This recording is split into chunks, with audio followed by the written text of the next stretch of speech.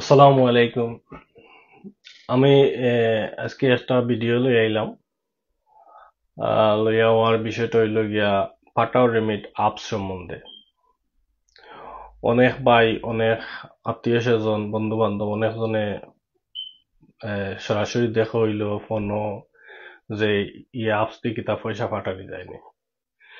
তে আমি চিন্তা করলাম একটা ভিডিও বানাইলে বোধহয় ভালো হইব, যার কারণে আমি একটা ভিডিও বানাইলাম। পাটাও রেমিট আপস হয়েছে গিয়া এটা মানি ট্রান্সফার আপস। বাজারও অনেক আপস আছে যেগুলা দিয়া পয়সা ফাটানি যায় বাংলাদেশও। সেম মার্কেটও বিভিন্ন মানি ট্রান্সফার আপস যেলা আছে এক্স্যাক্টলি সেম। পাটাও রেমিট আপস এক্স্যাক্টলি সেম। আপনি এই আপস দি যে কোনো সময় পয়সা ফাটাইতে পারবা বাংলাদেশও, পাকিস্তান, শ্রীলঙ্কা, ইন্ডিয়া। ইনশাআল্লাহ আপনার বালা রেট দেওয়ার চেষ্টা করলাম।